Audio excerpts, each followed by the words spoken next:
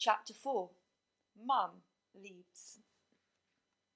I have almost no memories of actually living with Mum, although I was 6 when she finally left for good. I can't summon up any mental pictures of what it was like having her in the house with us. I have a vague memory of a woman making jellies at a birthday party, but can't picture her face. There would be no children's parties after she left, so it must have been Mum who was there in the kitchen making jelly. She says it was. Nearly everything I have described so far I learned from her many years later, or from people who were around at the time, or from reading my social service records. It was always hard for Terry and me to piece together exactly what happened around the time she disappeared because Mum and Dad had such different views on it. I do remember her coming back one time after one of her absences, although I still can't picture her face. To celebrate our reunion, we all went to the pictures as a family, the 4 of us together. I guess Chris and Glenn were back at home in their room as usual. I still can't actually visualise her being there, but I remember the event because as we came out of the cinema, I got lost. I must have run on ahead in my excitement and taken a wrong turning. I don't think I was gone for that long, but when Dad found me, he was really angry with me for inconveniencing him. When Mum finally left home, he would tell me that I was the reason she'd gone, that it was because I had got lost and been a nuisance to her that day after the cinema trip that she decided she couldn't take it anymore. He was very good at making out everything that went wrong in life was someone else's fault. I believed him because he was my dad, so he must be right. And because I already knew that I was a bad girl. He told me so all the time and had convinced me totally. So for years, I believed it was all my fault, that our mother had gone and that she no longer wanted to have anything to do with any of us. I think each time Mum came back to Dad after one of her bids for freedom, she hoped that he would have been shocked into changing his ways. But each time he would start putting her down again, hitting her, nagging and bullying her to go back on the game again. "Look," he'd say, "there's one of your punters. Why don't you just do one more?" If she didn't respond to the cajoling, then he would resort to violence. Nothing made him lose his temper more thoroughly than one of us refusing to do as we were told. Mum must have realised that as long as she was with him, nothing was going to ever change. She was always going to have to do whatever he decided for her. That would always be selling herself just to keep him in drink and betting money. So she made up her mind to disappear once and for all. One day in 1973, Mum sneaked home from the shoe factory in her lunch hour when she knew Dad would be safely settled in the pub and packed her case. Terry and I were probably sitting outside whichever pub Dad was drinking in. It didn't matter because she wasn't planning to take any of us with her this time. I suppose she knew that if she had children in tow, Dad would be able to trace her through social services and make her go back to him. She wanted to vanish off the face of the earth. The psychiatrist's warnings about being married to a very dangerous man must have been ringing in her ears as she hurried from the house for the last time with her few possessions hastily packed, slamming the door behind her. Chris and Glenn would have been able to hear her movements from behind their bedroom door, but by that stage they must have been so weak from hunger that they wouldn't have had the strength to cry out to her. There would have been no point anyway. At first she went to a male friend and asked him to put her up. Initially he promised to care for her until she sorted herself out. But it wasn't long before she realised he was going to want to pimp her, just like Dad, and she knew her only chance was to leave. Norwich forever started afresh somewhere else. Somewhere no one knew about her past. When you're known to be a prostitute and all the people you socialise with belong to the same world, It's almost impossible to change anything as long as you stay in the same town. You have to make a clean break. Carrying the suitcase that contained all the possessions she'd left in the world, she walked out to the ring road on the edge of town and hitched a lift with the lorry driver. "Where you going?" she asked him. "Blakeney," he replied. "That'll do," she said. And that's where she ended up. She was only about 30 miles up the Norfolk coast from us, but as far as we were concerned back at home, she might as well have been on the other side of the world. She got herself a job in a hotel as a chambermaid and found a bed-sitting room. She contacted social services back in Norwich to tell them she'd gone and asked them to take us into care, telling them yet again what her fears were for us. Her greatest fear, she said, was for me because of the number of times Dad had told her, and anyone else who would listen, that he was going to break me in and put me on the game as soon as I was old enough. She knew him well enough to be sure that he wasn't bluffing.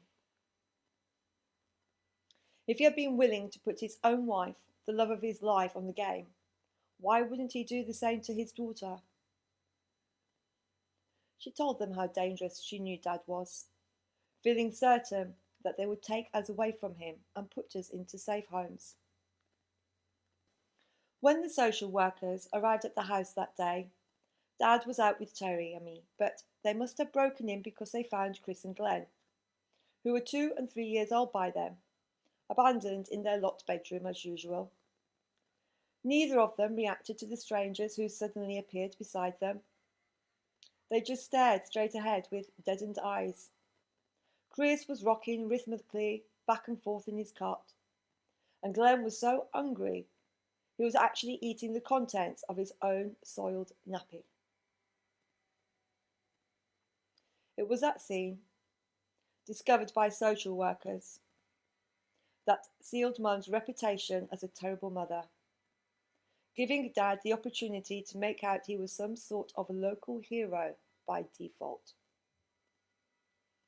Even though the state those babies had got into was as much as his fault as hers, he somehow managed to make himself seem like another victim of her neglect and cruelty rather than the cause of most of her problems.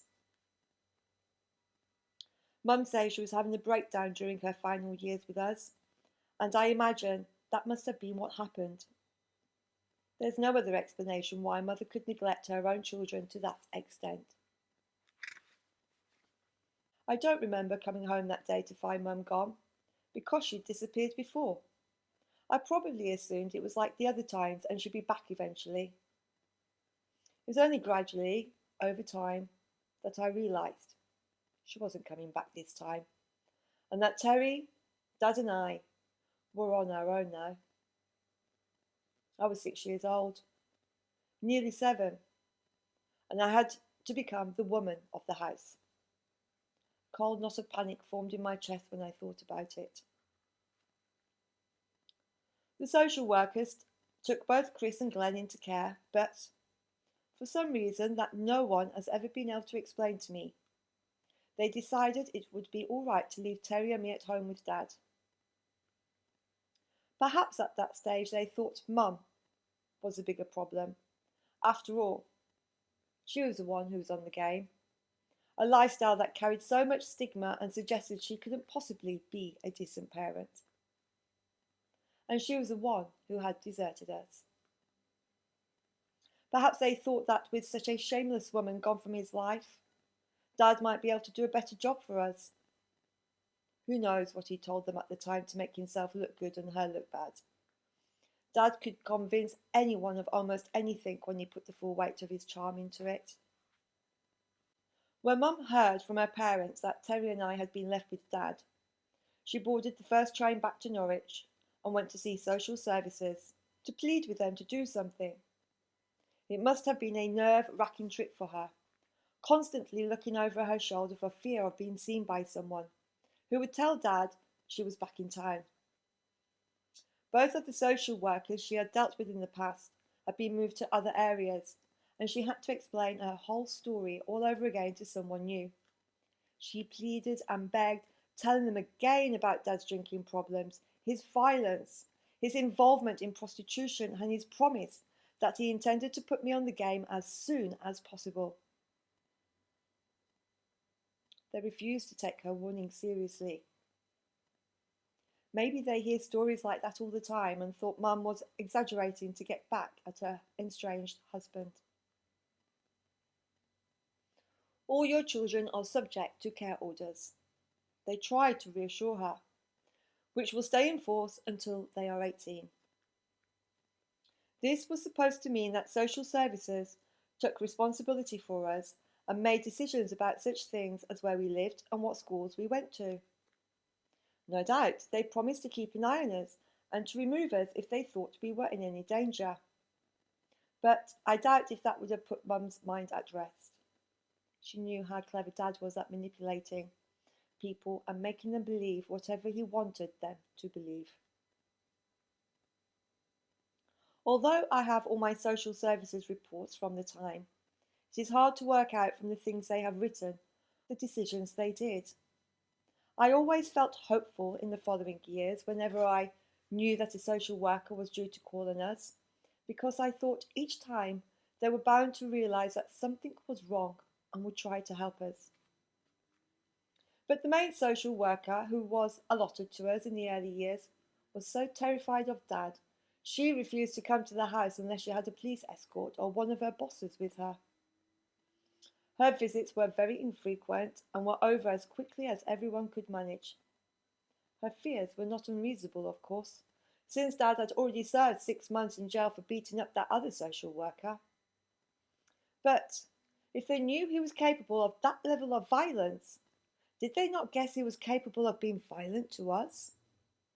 What made them think it would be all right to give us straight back to him as soon as he finished his sentence? Even if they had come visiting more often and asked us more probing questions, it probably wouldn't have done any good. I would have never have spoken up to anyone in front of Dad, or even talked honestly about him if he weren't there. It would be years before I found the courage to do that. Sometimes I would sit silently staring at the social workers who did make it into the house, trying to talk to them with my mind, trying to send them messages, hoping they would be able to hear me telepathic cries for help.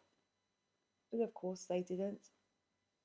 I have vivid memories of being asked questions like, "Are you getting enough to eat?" And my stomach was rumbling, but I didn't dare to say we hadn't any food at all that day, and only a few chips the night before. They took my silence as meaning that I had nothing I wanted to complain about. I would try to drop hints and clues, but they never picked them up. Maybe I was being too subtle, or maybe they just didn't want to hear. It was bound to be easy for them if they could feel reassured that we were okay. I was as terrified of Dad as anybody else, but I still adored him and wanted to be living with him. I just wanted him to be nice to us and tell him to stop doing some of the things he was doing, such as beating us. I hated Mum for deserting us because I could see how devastated my brother and father both were, and I despised her for abandoning them when they loved us so much. Hating her brought me even closer to Dad, giving us something else in common. His broken heart was a terrible sight to behold, and I began to feel I had a responsibility to look after him.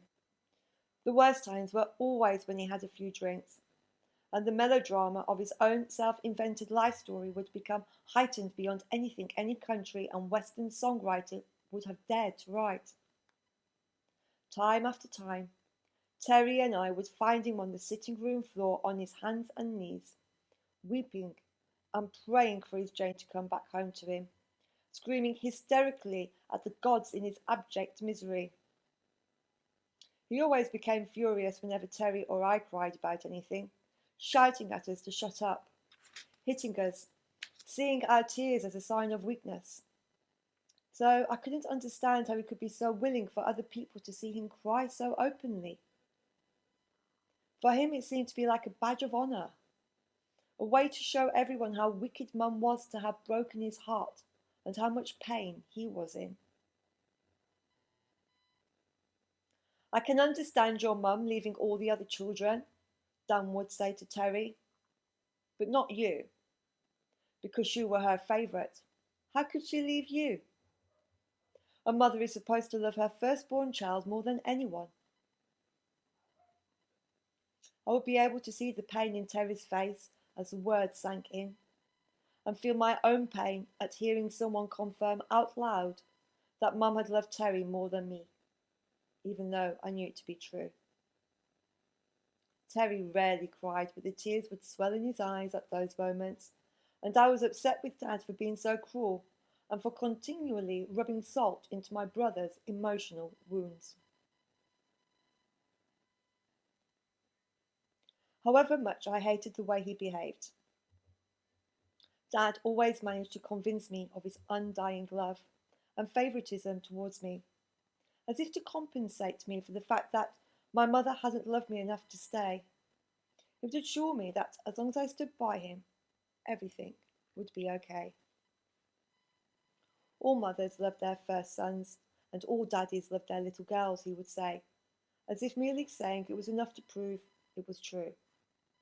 He never backed it up with displays of affection or kindness, but these few crumbs were enough to keep my loyalty and adoration intact. All the same, he managed to inflict maximum damage on both of us in his outpourings of misery. Terry would be heartbroken to think that his mother had done that to him, and I would feel crushed to think that I hadn't been of importance to her, that only Terry would have mattered to her. Why would Mum have loved him more than me? I would wonder, deciding that it must be because I was such a bad person. Then I would decide not to care, telling myself that it didn't matter what she'd felt for me because I was Dad's favourite, and he was still there for us. He had a particular skill at making other people feel so bad about themselves that they actually believed he was their hero, the only one who cared about them, the only one who was there for them when their lives fell to pieces. More often than not, he would be responsible for reducing people to needy wrecks in the first place. Then, when he had them hooked and dependent on him, he would remind them how useless they were, making them all the more grateful to him for being the one who looked after them. He did it with Mum and every other woman he went out with, and he did it to us children as well. I would go to him constantly, trying to climb onto his knee and telling him how much I loved him, but he would always push me away in disgust. "You're too fat and ugly," he was always telling me. "No one will ever love you except me. Even your own mother left you." Looking back now, I know I wasn't fat, just a normal, healthy child, and I don't think I was ugly, but he convinced me of both at the time. Dad liked overweight women because they would be insecure about themselves, and that would give him a chance to dominate and taunt, calling them fat, useless whores. Sometimes Dad would cuddle me, but it would only last a few seconds before he would shove me away again. I hated the feeling of rejection, and eventually I stopped going to him. I still loved it when he told me I was his favourite, although it would make me feel sorry for Terry. But I didn't believe I deserved such honour. We weren't with Dad all the time, because he quite often got taken off to prison for thieving or beating someone up. Whenever that happened, Terry and I would be back into foster homes and children's homes for a few months, or however long the sentence was. We were taken to visit him in prison sometimes, and it was always a terrifying experience. Even sitting in the waiting room amongst the other visitors was intimidating. Everyone appeared to be so angry and aggressive, and there always seemed to be the sounds of shouting in the distance, as well as the banging of the big iron doors and the clanking keys on the warden's belts. It all added up to the atmosphere of fear for small children who didn't understand half of what was going on or what was being said around them. Once we were taken through to where he was waiting for us. It was distressing to see our dad, who was normally so smartly turned out, reduced to baggy prison clothes, looking so vulnerable. We were used to him being the powerful one, the one in control of everyone around him, and it was unnerving to see him being forced into a subservient position, being bossed around by the wardens. He would become very emotional when he talked to us on those visits, promising that everything would be different when he got home, that our lives would be wonderful and that he would get a job so he could buy us all the things we needed. It was as though he was playing some hard-done-by character from a country and western song.